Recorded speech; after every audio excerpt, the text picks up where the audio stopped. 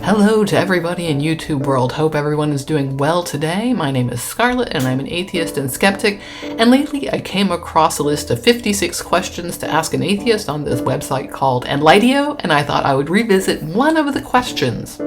56 is, after all, a lot of questions to answer in one sitting, and of course this website is not a Christian website, so they weren't looking to evangelize or anything. But the question I was interested in today is question 24 on their list.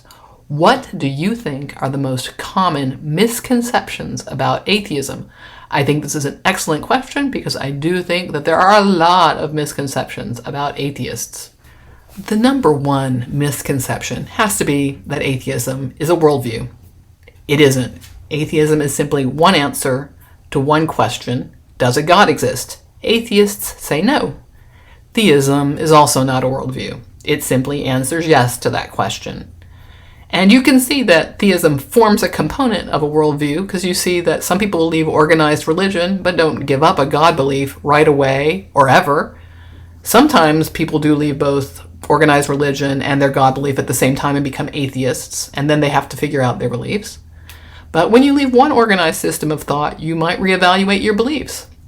I know some people who have left one Christian denomination for another because they didn't agree with some aspect that the church had taken on, or they had changed their mind about something and they went looking for a church that met their views. So, just to reiterate, atheism and theism are components of worldviews. If you want to talk worldview, so I see myself as a naturalist because the natural world, as far as I can see, is all that exists. I don't see anything that I consider good evidence for a supernatural. I see claims, I see people saying they had experiences, but I don't see a really good demonstration for the supernatural, just somebody's claim. I'm a humanist because I think we need to center human flourishing, reduce suffering, that kind of thing. And I find a lot of inspiration in yoga philosophy and stoicism in terms of how I should live my life, how I should find balance and positive mindsets for the way I see the world and the way I move and make my decisions. So, enough said, atheism is not a worldview. Second, on the heels of that, since it isn't a worldview, atheists are not a monolith in any way. Some atheists follow a godless religion, like Buddhism. Some think there's a supernatural. They think there's energy, cosmic energy. In terms of where atheists come from, some atheists have left a theistic religion, and sometimes they have a period of processing their experiences and reevaluating their beliefs. They might be angry or hurt or depressed or all kinds of things because of the way they feel they went through their religious experiences. Some atheists were never religious, and they were never indoctrinated into a religion, and so they have a different take on everything.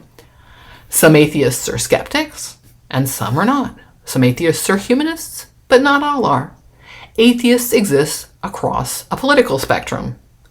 Atheists have different ideas about economic structures, i.e., they are not all communists or socialists.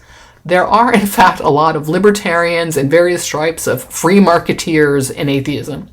If you're not in atheism, you might be surprised at how many followers of Ayn Rand, who was an atheist, by the way, you encounter out there in the wild world. Atheists can be racist, homophobic, transphobic, and on and on.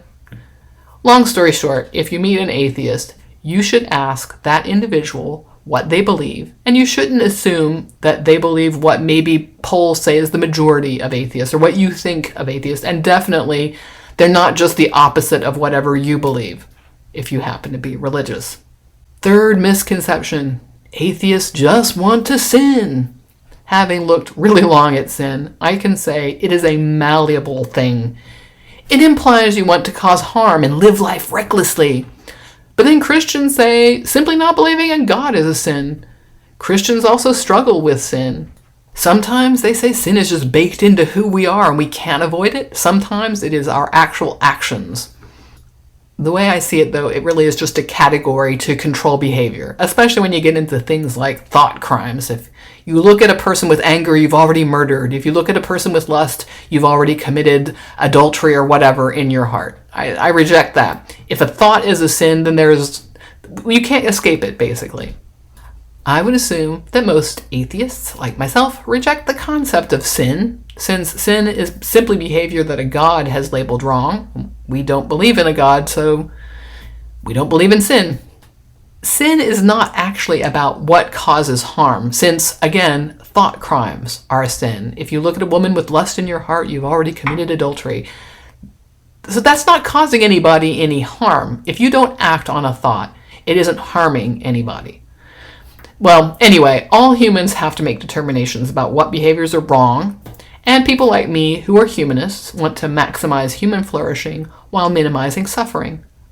The last thing I will say, and I've said it before, I don't see a difference between the way I lead my life and the way Christians do.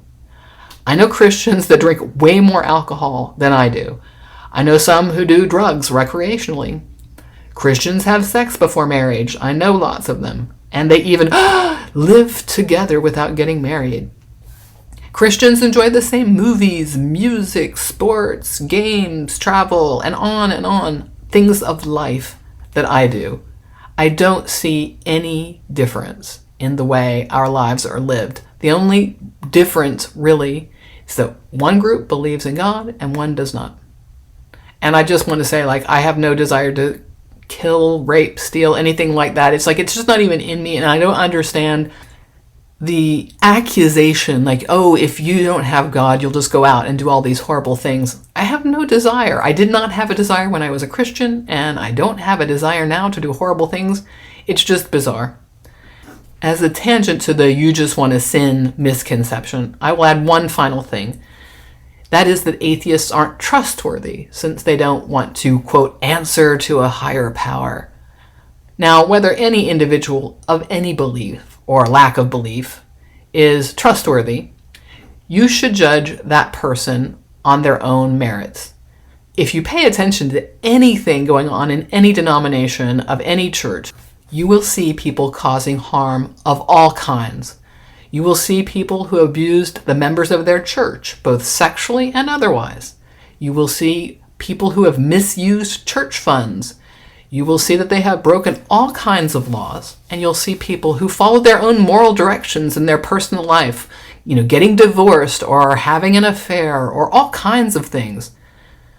I'm not trying to misdirect here. Atheists can, in fact, be untrustworthy, but this is separate from the fact that they're atheists.